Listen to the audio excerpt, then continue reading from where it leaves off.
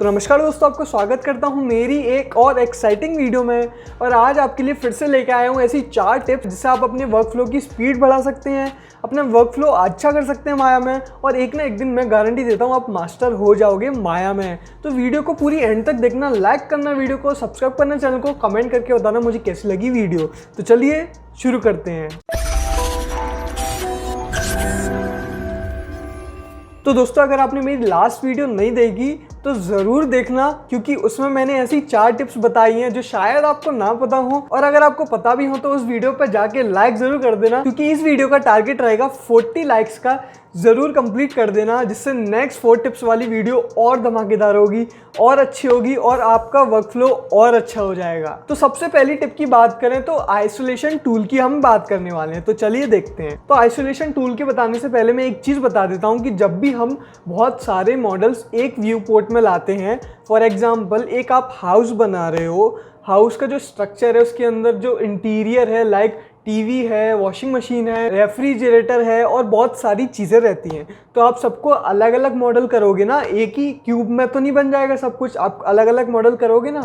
तो आइसोलेशन की क्या करता है कि सिर्फ एक मॉडल पे फोकस करता है, बाकी सारे मॉडल गायब कर देता है। मतलब उस व्यू पोर्ट से उस टाइम के लिए गायब कर देता है जब तक आप उस चीज़ पे क्लिक नहीं करते हो। और ये चीज़ बहुत फ़ायदा करती है तब आप एक से ज़्यादा मॉडल बनाते हो या किसी बड़े प्रोजेक्ट पे काम कर रहे होते हो। तो चलिए देखते हैं कैसे होता है। तो जैसा कि आप स्क्रीन में देख सकते हैं, हमने बहुत सारे क्यूब्स, स्पेयर्स, सिलेंडर्स और एक कोन ले लिया है। अब मैं आपको क्या बताऊंगा, तो जब भी आप किसी ऑब्जेक्ट पे क्लिक करोगे, फॉर एग्जांपल मैं स्पेयर पे क्लिक करता हूँ, तो मैं क्या चाहता हूँ कि ये सिर्फ स्पेयर दिखे, बाकी सारे ऑब्जेक्ट हट जाएं इस व्यू पोर्ट से। मतलब डिलीट नहीं होंगे, हाइड नहीं होंगे।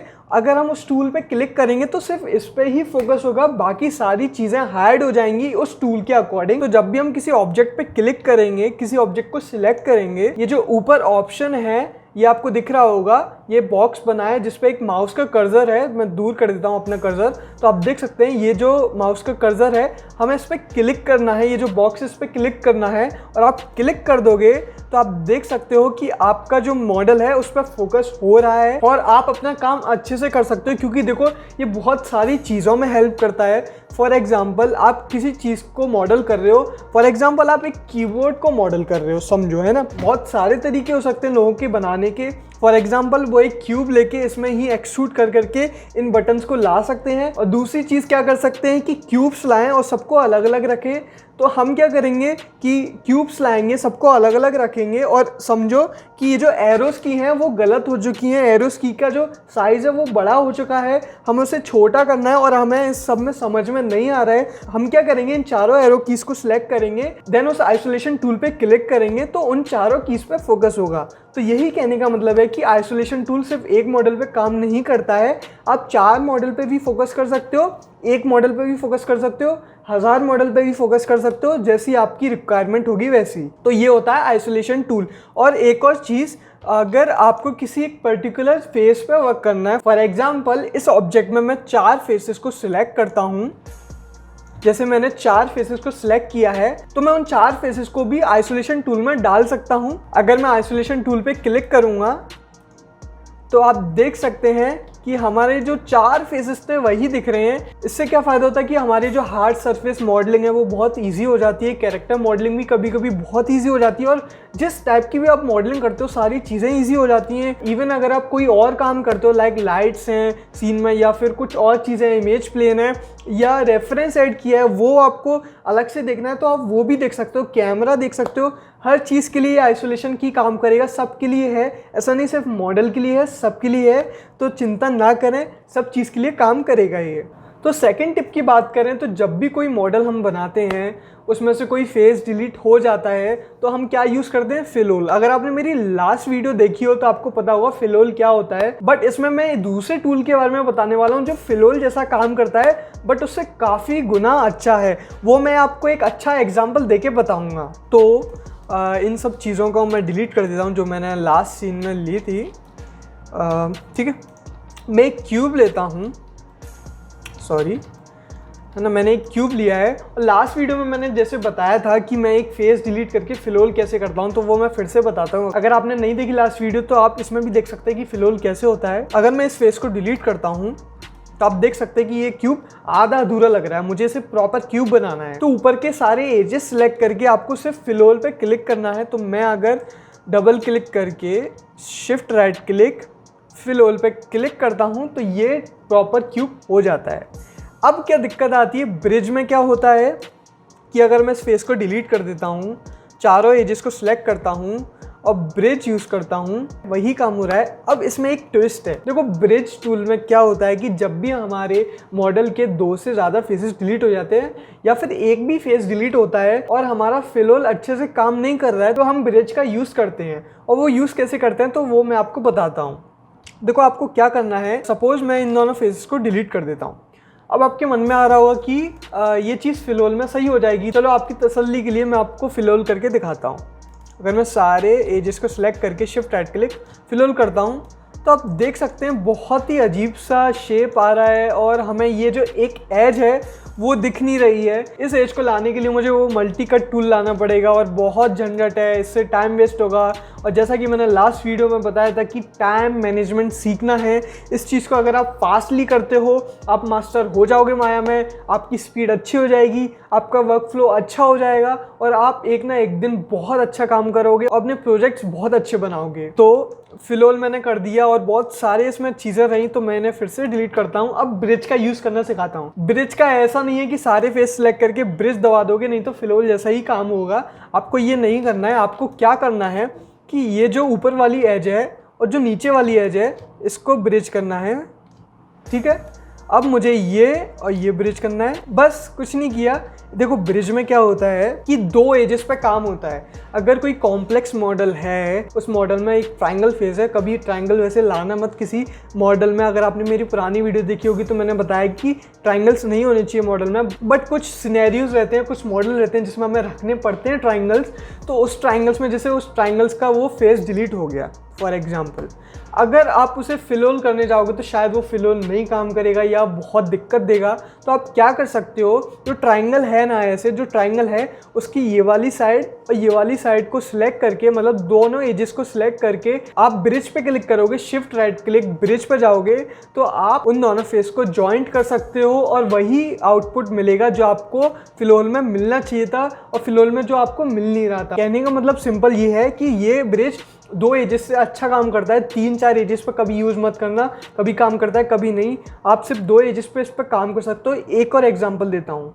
फॉर एग्जांपल गाइस, आप देख सकते हैं स्क्रीन में मैंने एक शॉटगन खोल रखी है। तो इस शॉटगन में अगर हम इस बुलेट पे अगर कुछ फेसेस डिलीट करते हैं, फॉर एग्जांपल कुछ फेसेस आपसे गलती से डिलीट हो जाते हैं, तो मैं अगर इन 3 फेसेस को डिलीट कर देता हूँ तो आप देख सकते हैं हमारी जो बुलेट है वो ऐसी दिख रही है, जो बंदूक की बुलेट है वो ऐसी दिख रही है। तो अब हमें अगर इसे सिंपल जो पहले था वैसे बनाना है, हमारे पास 2 तरीके हैं। एक फिल ऑल कर सकते हैं जो कि इस चीज़ में काम नहीं आएगा आपको। ये जो आपके 4 एजेस हैं वो आपको ऐड करने पड़ेंगे, जो कि बहुत झंझट है। इधर सही है बट बहुत कॉम्प्लेक्स, आप फिल ऑल हर जगह यूज़ नहीं कर सकते। तो मैं क्या करूँगा, इस एज को सिलेक्ट करूँगा, देन इस एज को सिलेक्ट करूँगा, shift right click bridge, then मैं ये जो बीच वाली एज है जो मैंने एक्सट्रूड की हुई है और ये जो एज है इनको सिलेक्ट करके ब्रिज। अब बाकी का आप देख सकते हैं कि बीच में भी ब्रिज बच रहा है। मैं थोड़ा धीरे धीरे इसलिए बता रहा हूँ कि आपको समझ में आए, नहीं तो ये चीज़ बहुत जल्दी हो जाती है और आप भी बहुत जल्दी कर पाओगे और आपकी स्पीड और अच्छी हो जाएगी। तो मैं इसे भी ब्रिज कर देता हूँ और मैं फिर इसे भी ब्रिज कर देता हूँ एंड मैं इसे भी ब्रिज कर देता हूँ, ठीक है। सिंपल, जैसी पहले थी बुलेट वैसी ही हो गई, कोई चेंज नहीं आया, कोई अंतर नहीं आया। बाकी अगर आपसे कोई चीज़ डिलीट हो जाती तो आप ब्रिज के थ्रू इन चीज़ों को ला सकते हो वापस। बहुत ऐसे कम सिनेरियोज रहते हैं कि कभी कभी ब्रिज भी काम नहीं करता, तो आपका मॉडल में कोई दिक्कत है या जो उनके वर्टेक्स हैं वो मर्ज नहीं है तो उन्हें मर्ज कर लीजिएगा। और यही था इस टिप में कि ब्रिज कैसे काम करता है। फिल ऑल जैसा ही रहता है, बट अगर किसी मॉडल में एक से ज़्यादा फेसेस डिलीट हो जाते हैं तो हम यूज़ करते हैं ब्रिज का। तो तीसरी टिप की बात करें तो कभी कभी क्या होता है, हम कुछ सेटिंग्स को भूल जाते हैं। फॉर एग्जाम्पल आप देख सकते हैं कि अगर मैं विंडोज़ में जाता हूँ और समटाइम्स मैं क्या यूज़ करता हूँ एनिमेशन एडिटर में, ग्राफ एडिटर। तो सपोज़ कि मैं भूल चुका हूँ, मैंने 1 साल से माया यूज़ नहीं किया, बहुत कम ऐसा होता है कि यूज़ नहीं किया, बट ऐसा कभी कभी होता है कि हम बहुत टाइम से किसी चीज़ को यूज़ नहीं कर रहे हैं और उसकी मेन्यूज़ को भूल जाते हैं, और इतनी सारी मेन्यूज़ होने की वजह से हम उन चीज़ को ध्यान नहीं रख पाते कि किस मेन्यू में वो चीज़ थी। तो आप क्या कर सकते हो, सिंपल सी चीज़ है, जैसे कि मैं एनिमेशन एडिटर्स में जाके ग्राफ एडिटर को यूज़ करता हूँ, मैं उसे भूल चुका हूँ यूज़ करना, मुझे नहीं पता कहाँ पे लोकेटेड है वो। अगर मुझे लोकेट करना है, लाइक इसमें एक सर्च का ऑप्शन है, अगर आप इसमें कुछ भी सर्च करोगे, कुछ भी सेटिंग्स का सर्च करोगे तो वो आपको लोकेशन ला के देगा। आपको बार बार गूगल पर टाइप करने की ज़रूरत नहीं है या किसी फ्रेंड से पूछने की ज़रूरत नहीं है। आप डायरेक्ट क्या करोगे, हेल्प सेक्शन में जाओगे, हेल्प में आप जाओगे, फाइंड मेन्यू में, आपको फाइंड मेन्यू के नाम से ही समझ में आ रहा होगा, फाइंड मेन्यू मतलब मेरी मेन्यू फाइंड करो, मेरी सेटिंग्स फाइंड करो। तो अगर मैं सर्च करता हूँ ग्राफ एडिटर, तो देख सकते हैं आप कि ग्राफ एडिटर 3 चीज़ों में आ रहा है, जो जो चीज़ों में यूज़ होता है और जो जो चीज़ों में ये ऑप्शंस अवेलेबल हैं। बट मुझे पता है मुझे एनिमेशन में यूज़ करना है। मैं क्या देखूंगा कि लोकेशन क्या है, तो मैं लोकेशन देखूंगा windows, animation editors and then graph editor. तो अगर मुझे ध्यान नहीं है कहाँ था तो मैं जाऊँगा Windows, animation editors and graph editor. बहुत ईजी था। इवन अगर आप 1-2 साल स्पेंड कर चुके हैं माया में, बहुत लोगों को ये चीज़ पता नहीं होती कि हम सर्च भी कर सकते हैं अपनी मेन्यूज़ को, अपनी सेटिंग्स को। तो अगर मैं और दूसरी चीज़ें सर्च करता हूँ, फॉर एग्जांपल आपको पता हो तो हमने अभी थोड़ी देर पहले ब्रिज का यूज़ किया था। अगर हम ब्रिज लिखेंगे तो आप देख सकते हैं कि ब्रिज का ऑप्शन भी अवेलेबल है।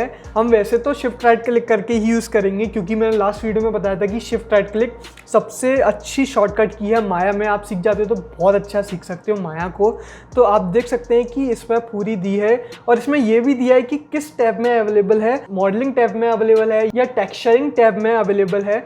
तो अगर मॉडलिंग टैब में है तो मॉडलिंग टैब का आएगा, टेक्सचरिंग है तो टेक्सचरिंग का आएगा। तो मॉडलिंग में क्या लिखा है, एडिट मैश और ब्रिज। तो अगर मैं एडिट मैश पे जाऊंगा और देख सकता हूँ कि ब्रिज अवेलेबल है। ठीक है, तो ये थी हमारी तीसरी टिप। चलिए बढ़ते हैं हमारी फाइनल टिप की तरफ। तो चौथी टिप की बात करें तो क्या होता है कि कभी कभी हम व्यू पोर्ट का ऐसी हालत कर देते हैं, मतलब जो माया है कि कुछ चीज़ें उधर जा रही हैं, कुछ चीज़ें उधर जा रही हैं, आउटलाइनर उधर जा रहा है, फिर हम क्या करते हैं कि पूरे माया को ही रीसेट कर देते हैं। और कुछ लोगों को ये भी नहीं पता कि माया को रीसेट कैसे करते हैं। तो मैं आपको 2 चीज़ें इसमें बताने वाला हूँ इस टिप में, जो कि एक एक्स्ट्रा टिप मान के समझो। तो कभी कभी क्या होता है कि एट्रीब्यूट एडिटर आपने कभी उठाया और गलती से आपसे बंद हो गया, तो आपको उसको वापस कैसे लाना है, उन चीज़ों को वापस कैसे लाना है, उन चीज़ों को रीसेट कैसे करना है, तो वही मैं बताने वाला हूँ।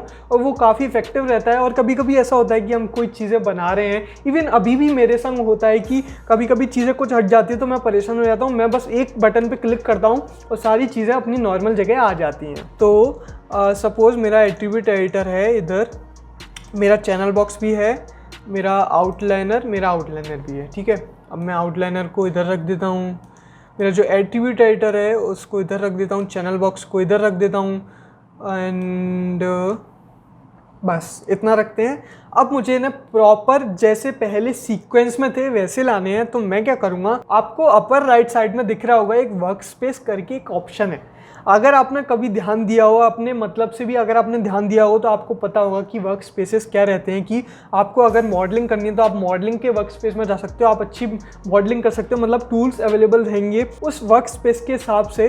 तो मैं प्रेफर करता हूँ माया क्लासिक में ही करना, मैं इन चीज़ों में काम नहीं करता हूँ, मैं डायरेक्ट माया क्लासिक यूज़ करता हूँ। बाकी कभी एनिमेशन की जरूरत होती है तो मैं एनिमेशन पर जाके कर देता हूँ, बाकी माया क्लासिक इज़ द बेस्ट। तो कभी कभी क्या होता है कि ये चीज़ें इधर उधर हो जाती हैं, तो मैं क्या करूँगा, वर्क स्पेस पे जो ड्रॉप डाउन लिस्ट है इस पे क्लिक करूंगा। नीचे देख सकते हैं आप रीसेट करंट वर्क स्पेस, नाम से ही समझ में आ रहा होगा कि रीसेंट करो मेरे करंट वर्क स्पेस को, जो जैसे पहला था वैसे ही लाओ, जो डिफ़ॉल्ट माया का रहता है वैसे ही लाओ। तो मैं अगर इस पर क्लिक करूँगा तो आप देख सकते हैं कि सारी चीज़ें वहाँ पे आ गई। आउटलाइनर का आगे आप ढूंढ रहे होंगे तो आउटलाइनर इधर है, तो आप रीसेट करके उस चीज़ पर वापस आ सकते हो, कोई दिक्कत नहीं है, बहुत इजी है। कभी कभी क्या होता है कि मैं भी अपनी सिचुएशन बता दूं कि एट्रीब्यूट एडिटर में कुछ वैल्यूज़ में चेंज कर रहा हूँ या चैनल बॉक्स में वैल्यूज़ में चेंज कर रहा हूँ, तो क्या होता है कि चैनल बॉक्स कभी कभी गलती से डिलीट हो जाता है। तो उसको वापस लाने के लिए मैं रीसेट वर्कस्पेस पर क्लिक कर देता हूँ, तो बहुत जल्दी काम हो जाता है, इतना टाइम नहीं लगता है। और अगर आप इन चीज़ों को अपनी डेली हैबिट में डालोगे तो आपका माया का वर्कफ्लो अच्छा हो जाएगा, आप फास्ट मॉडलिंग कर पाओगे, फास्ट एनिमेशन, फास्ट टेक्सचरिंग, हर चीज़ में एप्लीकेबल है। ऐसा नहीं कि सिर्फ मॉडलिंग की टिप्स बता रहा हूँ, हर चीज़ में एप्लीकेबल है। तो ज़रूर ट्राई करना घर पे ये सब चीज़ें। और एक और एक्स्ट्रा टिप जिसकी मैं बात कर रहा था कि तो कभी कभी क्या होता है, हमारी सेटिंग्स बिगड़ जाती हैं, हमारी मेन्यू की सेटिंग्स बिगड़ जाती हैं, कभी कभी कुछ बहुत ही अजीब सी चीज़ें होने लगती हैं माया में, जो कि मैं शायद कोई एग्जांपल नहीं दे सकता, बट आपके संग क्या होता है कि कभी माया क्रैशेस होने लगते हैं, तो कुछ चीज़ों की वजह से क्रैश होने लगते हैं। तो आप क्या कर सकते हैं, जो राइट बॉटम साइड में जो सेटिंग्स का आइकन है उस पर अगर आप जाओगे, एडिट पे क्लिक करोगे, रिस्टोर डिफ़ॉल्ट सेटिंग्स पे क्लिक करोगे, तो जो चीज़ें पहले थी वैसे ही हो जाएंगी, मतलब जो डिफ़ॉल्ट माया रहता है वैसा हो जाएगा। इसमें बहुत सारे चेंजेस हो जाएंगे, जो मतलब पहले था माया वैसा ही हो जाएगा। लास्ट में बस यही कहना चाहूँगा कि अगर आप इन चारों टिप्स को अच्छे से फॉलो करते हो, डेली तो नहीं, अगर आप 2 दिन में भी फॉलो करते हो, 2-3 दिन या वीकली भी फॉलो करते हो, तो आपको मैं गारंटी दे सकता हूँ कि आप मास्टर हो जाओगे एक ना एक दिन माया में, अगर आपको बेसिक आता है तो। क्योंकि अगर आपको बेसिक ही नहीं आता तो इन टिप्स का कोई मतलब नहीं होगा आपके लिए। तो आप पहले बेसिक समझो, बेसिक मैं पहले बता चुका हूँ और वीडियोस में, और बाकी की जो नई नई चीज़ें हैं वो मैं आगे की 4 टिप्स वाली सीरीज़ में बताते रहूँगा, जो चल रही है, जो इस वीडियो में इंक्लूड थी, लास्ट वीडियो में इंक्लूड थी। तो पूरा सपोर्ट बनाए रखना। इस वीडियो का एम रखते हैं 40 लाइक्स का, तो 40 लाइक्स ज़रूर कंप्लीट करना। देन आपके लिए नेक्स्ट वीडियो भी रेडी होने वाली है, जो कि बहुत अच्छी होगी, बहुत हेल्पफुल होगी और आपके बहुत काम आएगी। तो मिलते हैं आपसे नेक्स्ट वीडियो में। Till then bye bye.